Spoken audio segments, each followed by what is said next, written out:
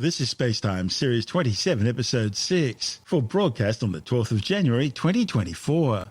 Coming up on SpaceTime, distant stars spotted in the Magellanic Stream for the first time, NASA begins testing its new shooting star spaceplane, and the Deep Space Network turns 60. All that and more coming up on SpaceTime. Welcome to SpaceTime with Stuart Gary.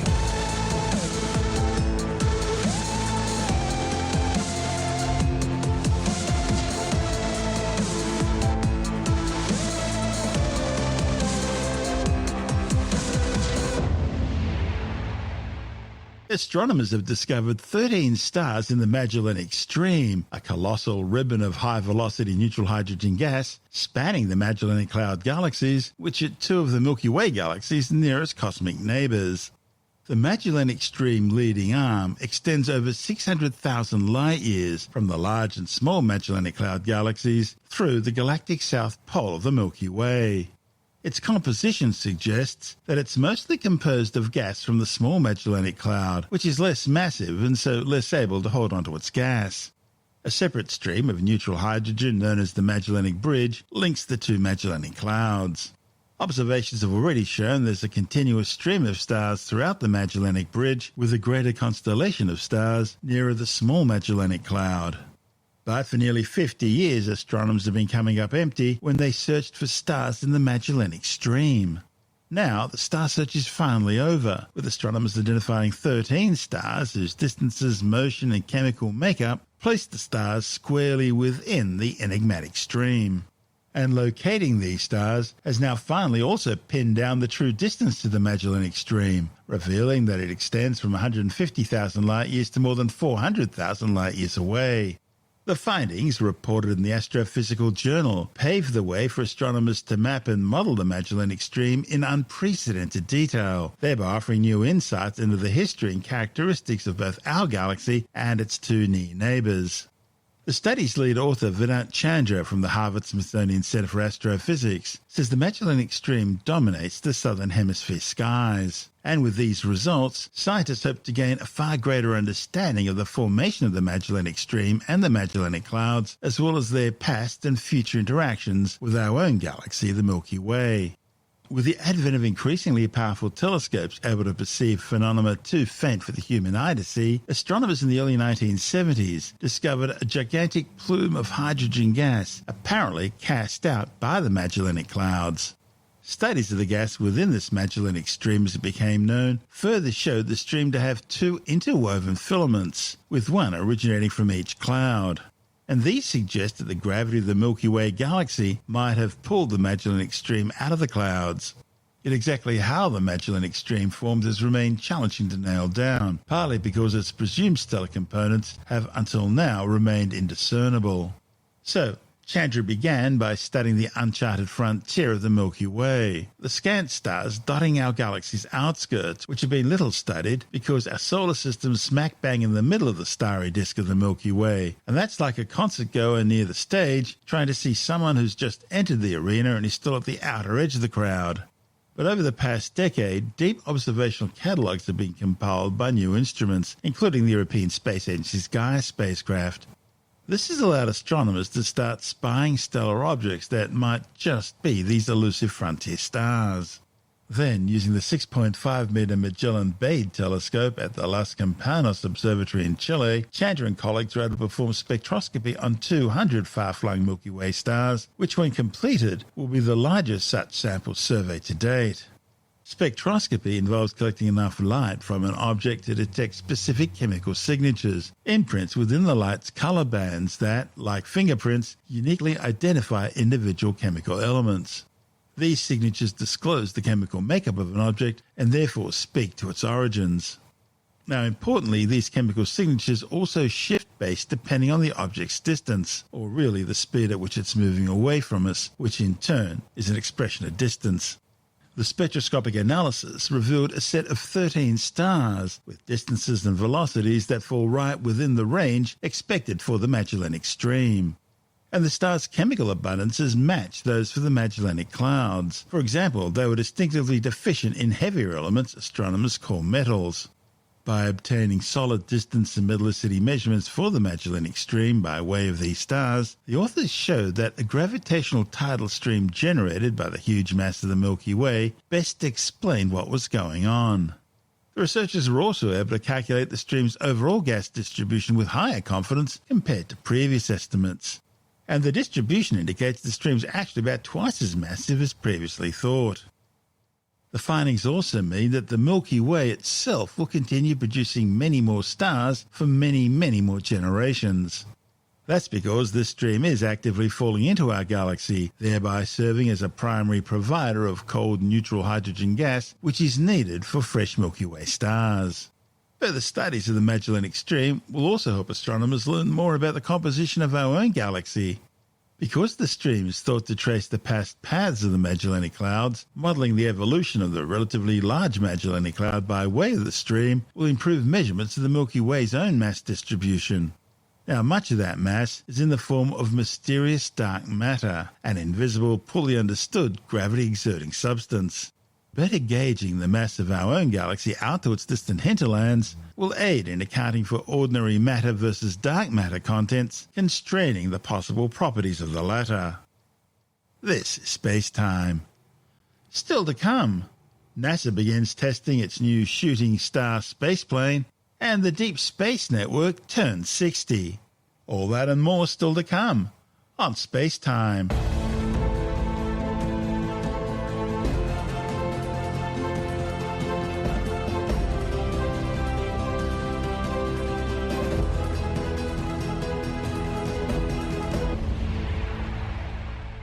Okay, let's take a break from our show for a word from our sponsor, NordVPN.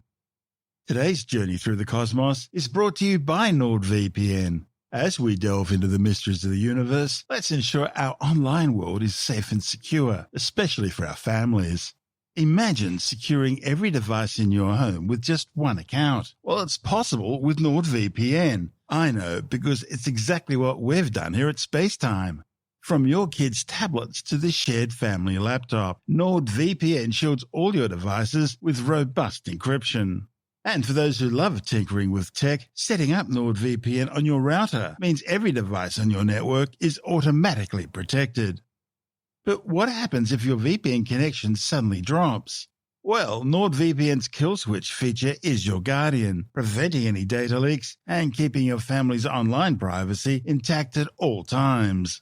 Now, let's talk about sharing and gaming securely. Well, with NordVPN's MeshNet feature, you can connect devices for safe file transfer and enjoy lag-free local area network or LAN gaming with friends. It's online bonding made secure and fun. Now, most importantly, NordVPN respects your privacy. They don't track your online activities, giving you freedom to explore the internet with peace of mind and keeping your kids safe. And as a SpaceTime listener, we'll give you an exclusive NordVPN deal for supporting our show. Visit nordvpn.com/StuartGary and get an extra 4 months absolutely free. That's right, you'll secure your family's online world and you'll save money. Of course, it's risk-free with NordVPN's 30-day money-back guarantee. So just go to nordvpn.com/StuartGary or find the link on our website and in the show notes. So what are you waiting for? Visit nordvpn.com/StuartGary. Grab this exclusive offer, help support our show, and embark on your secure online journey. Your safer digital universe awaits. And now, it's back to our show. This is SpaceTime with Stuart Gary.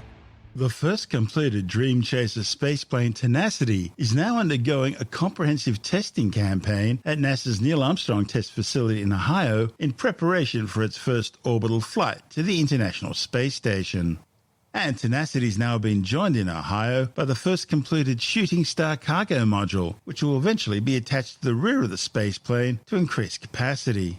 Shooting Star is an expandable pressurized cargo module capable of carrying an additional 4.5 tons of supplies and equipment on top of the 5 tons the Dream Chaser will transport.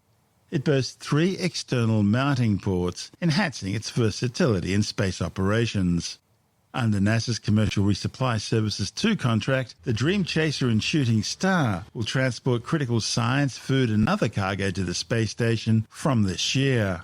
The reusable Dream Chaser spaceplane will return to Earth after each mission, loaded with completed experiments and equipment, landing on the former Space Shuttle runway at the Kennedy Space Center. Shooting Star, however, is expendable. It'll be filled with space station disposable waste and then undocked and allowed to burn up in Earth's atmosphere. Dream Chaser was originally designed to transport up to 7 people on crew transfer missions to the space station, but it lost out to SpaceX's Dragon capsule and the troubled Boeing CST-100 Starliner in NASA's commercial crew transport contract. Instead, Dream Chaser's been awarded a commercial cargo contract, and it's lucrative enough that, as well as Tenacity, a second Dream Chaser is currently under construction. A third Dream Chaser was built as an engineering demonstrator for ground and flight verification and validation tests. Once approved for spaceflight by NASA, the Dream Chaser system will launch with its wings folded inside a 5-metre fairing aboard a United Launch Alliance Vulcan Centaur rocket from Space Launch Complex 41 at the Cape Canaveral Space Force Station in Florida. The fairing panels are designed to protect the spacecraft during its ascent into orbit, and they're jettisoned once clear of Earth's atmosphere. Sierra Space say each of their Dream Chaser spaceplanes will be able to fly at least 15 missions over a 10-year lifespan. Sierra Space also plans to use Dream Chaser to launch and build its own orbiting habitat in space before NASA retires the International Space Station in 2030.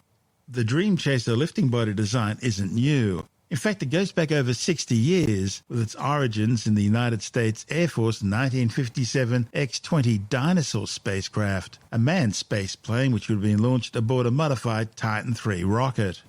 When NASA was formed in 1958, it continued with the development of the Dream Chaser concept through the 1960s and early 70s. There were a range of experimental spacecraft, all variations of the same design. These include the Northrop M2, the Martin X-23 Prime, the Martin Marietta X-24, and the Northrop HL-10. Then during the 1990s, NASA used the same basic design to develop the HL-20, an experimental spaceplane which eventually evolved into the X-38 Emergency Crew Return Vehicle, which was meant to be an emergency escape pod transported to the International Space Station in the payload bay of the Space Shuttle. It would then have simply docked to the orbiting outpost until needed. However, that project was cancelled in 2002 following budget cuts. As for the Shooting Star cargo module, which will be attached to the Dream Chaser, well, the Pentagon's been looking at that as a potential autonomous unmanned military space station for research and development, training and operational missions in low Earth orbit. Sierra Space plan on designing a version of the module using guidance, navigation and control systems to sustain free flight operations. It would host specialized payloads, undertake experimental testing, the manufacture and assembly of components in microgravity, and carry a range of logistics. Longer-term plans would include higher elliptical and geosynchronous Earth orbits, as well as more distant lunar missions. This is SpaceTime. Still to come, NASA's Deep Space Network turns 60. And later in the science report, new studies warn that droughts will become more frequent and more severe as climate change takes hold. All that and more still to come on SpaceTime.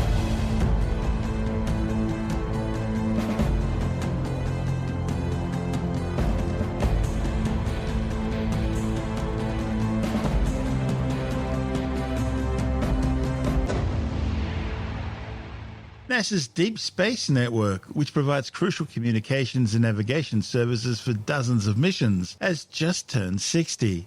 The Deep Space Network's roots extend back to 1957, when JPL, the Jet Propulsion Laboratory in Pasadena, California, which is attached to Caltech, was contracted by the US Army to deploy portable radio tracking stations to receive telemetry from the first successful US satellite, Explorer 1, which was also built by JPL.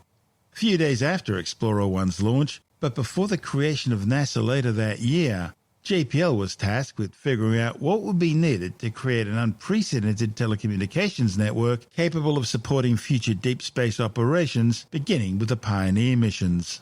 After NASA was formed in 1958, JPL's ground stations were named Deep Space Information Facilities, and they operated largely independently from one another until 1963. That's when the Deep Space Network was officially founded and the ground stations were connected to JPL's new Network Control Center, which was then nearing completion. Called the Space Flight Operations Facility, the building remains the centre of the universe, through which data from the Deep Space Network's 3 global complexes flow. The dazzling galactic images captured by the James Webb Space Telescope, the cutting-edge science being sent back to Earth by the Mars Perseverance rover, and historic images sent from the far side of the Moon by the Artemis 1 mission all reach Earth by way of the network's giant radio dish antennas. Currently, more than 40 missions depend on the network, but that's expected to more than double over the coming years. And because of this, NASA are expanding and modernising its crucial infrastructure with new dishes and new technologies. To ensure spacecraft are always connected with Earth, the Deep Space Network's 14 antennas are divided between 3 complexes spaced equally around the world. They're located in Goldstone, California, Madrid, Spain, and at Tidbinbilla, just outside Canberra in Australia. The 60th anniversary comes as the network undertakes a major modernisation program. To make sure the network can maximise coverage between so many missions, NASA's also been busy making improvements to increase capacity. These range from upgrading and adding new dishes to developing new technologies that will help support more spacecraft and dramatically increase the amount of data that can be delivered. This includes new laser or optical communication systems, which enable far more data to be packed into a transmission. The Deep Space Network's Deputy Project Manager Amy Smith from JPL says laser communications could transform how NASA communicates with faraway space missions.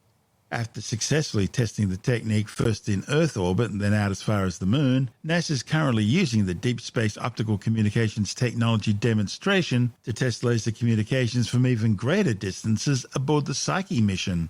The latest test has sent video communications by way of laser over a distance of 31 million kilometres, and the current plan is to send high bandwidth data from beyond Mars. Smith says NASA's proving that laser communications is viable, and so the team is now looking at ways to build optical terminals inside the existing radio antennas. These hybrid antennas will still be able to transmit and receive radio frequencies, but will also support the new optical frequencies. As well as communications and navigation, the Deep Space Network's also used for scientific research, such as gravity and radio wave experiments. These can tell scientists characteristics about celestial bodies being visited by spacecraft, as this report from NASA TV explains.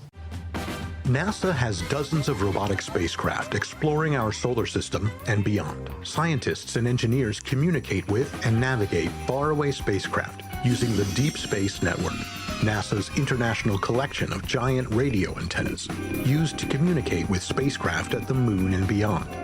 But the Deep Space Network, or DSN, is more than just a messaging service. In fact, scientists use the DSN to perform radio and gravity science experiments. But what is radio and gravity science, and how can it help us learn more about the planets, moons, and other small bodies in our solar system? We're all familiar with gravity. It's the force by which an object attracts other objects, such as a planet pulling a spacecraft toward it. Gravity is also the force that keeps all of the planets in orbit around the Sun. Here on Earth, we experience this every day. If you drop an object, it will accelerate toward the ground because Earth's gravity causes it to fall faster and faster, and the acceleration of a spacecraft toward a planet depends on the mass of the planet. Less mass means less gravitational pull. These properties of gravity, combined with our understanding of radio waves, help us use gravity to study other planetary bodies in our solar system. After reaching its destination, a spacecraft uses radio antennas to communicate with the Deep Space Network on Earth, which in turn transmits radio signals back to the spacecraft. Every spacecraft travels in a predetermined path, emitting radio signals as it orbits around its target. Scientists and engineers can infer the spacecraft's location and how fast it's going by measuring changes in the spacecraft's radio signal frequency. This is made possible by the Doppler effect, the same phenomenon that causes a siren to sound different as it travels towards and away from you. The Doppler phenomenon is observed here when the spacecraft and the DSN antenna move in relation to each other. Differences between the frequency of radio signals sent by the spacecraft as it orbits and signals received on Earth give us details about the gravitational field of a planetary body. For example, if the gravity is slightly stronger, the spacecraft will accelerate slightly more. If gravity is slightly weaker, the spacecraft will accelerate slightly less. By developing a model of the planetary body's gravitational field, which can be mapped as a gravitational shape, scientists and researchers can deduce information about its internal structure, all while using the Deep Space Network. This is SpaceTime.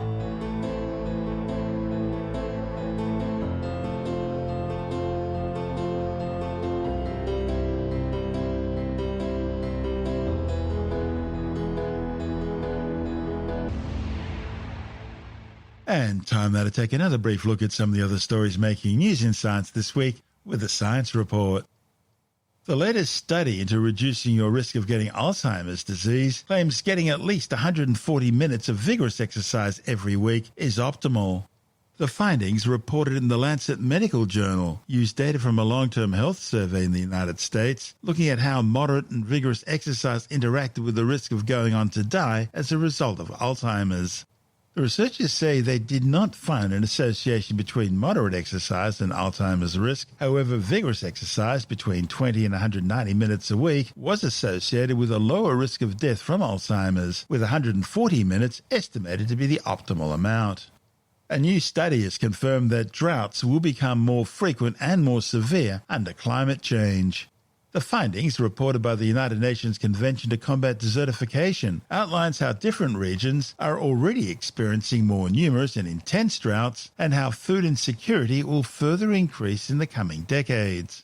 The report's authors warn that drought can often be a silent hazard compared to other disasters that occur more rapidly. However, they have severe impacts on lives and economies wherever they occur. A new study warns that living at home with your parents well into your adulthood isn't good for your mental health. The rate of young adults who are still living at home with their parents well into their 20s has increased by about 18% over the past 20 years. The findings, reported in the journal PLOS ONE, are based on a large Australian housing, income and work database looking at the amount and types of young people staying at home with their parents. The authors found the number of young people staying at home has increased most sharply among people living outside major cities, among older adults, and among women and low-income groups. The researchers found that living with parents was associated with poorer mental health, but this association differed depending on the young person, with those aged 18 to 21 likely to actually have better mental health if they lived at home longer. The association between living with parents and poorer mental health was strongest among older groups who had seen the highest increase in living at home over the study period. The Indian government is once again actively pushing worthless pseudoscience as medical treatments.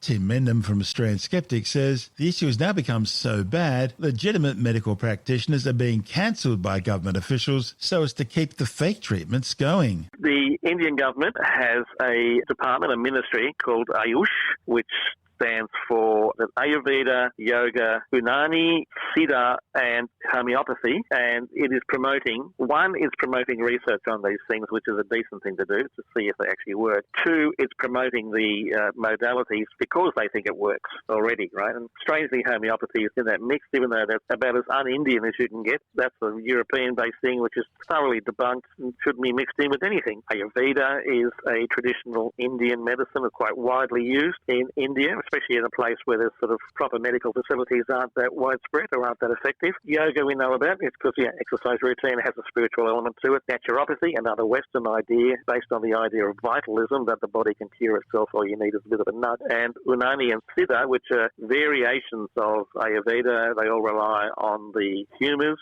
earth, air, sky, water, or blood, bile, whatever you want to sort of particular ones you want to use. And depending on which one, it has various different numbers of humours. And Unani is actually a Western Indian and keep going west, Persian Arabic system that relies on the humours to cure things. It's got an ancient background in ancient Greek medicine.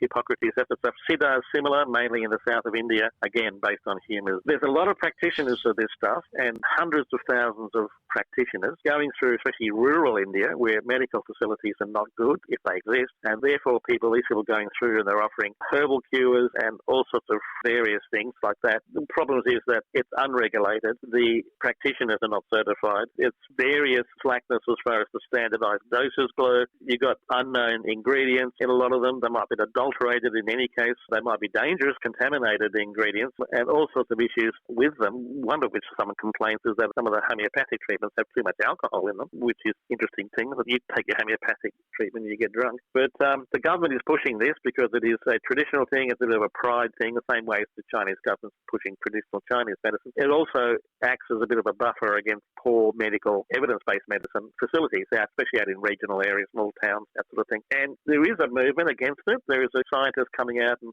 scientific bodies actually saying that this is rubbish, some of it. It's certainly not helpful. And one guy in particular who's quite well known, he calls himself the liver doc on his social media. He's actually Dr. Syriac Abbey Phillips. He's an Indian hepatologist, which I think is a liver doctor. And he noticed, first of all, some of his patients using these treatments, these alternative treatments, having problems with their liver. It was damaging them. And so he has now come out. He's a bit of a social media figure. And because he's public and making criticisms, the people he's criticising get upset. There's one particular group that I think was called the Himalaya Wellness Corporation, which objected to his criticism of their products, and they had him banned through the courts from X, or Twitter. We used to call Twitter, yeah.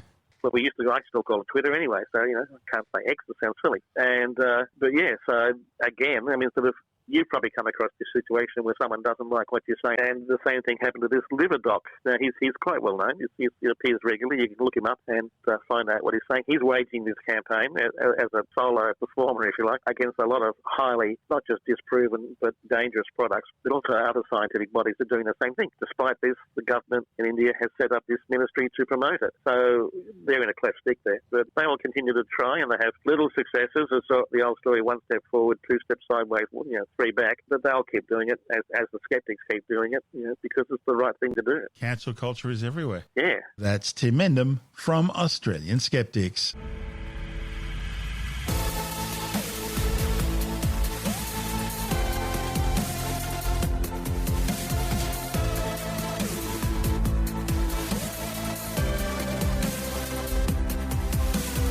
And that's the show for now.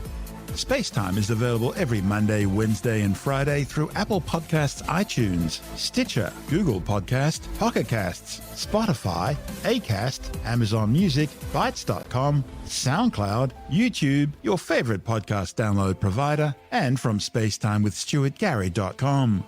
SpaceTime's also broadcast through the National Science Foundation on Science Zone Radio and on both iHeartRadio and TuneIn Radio.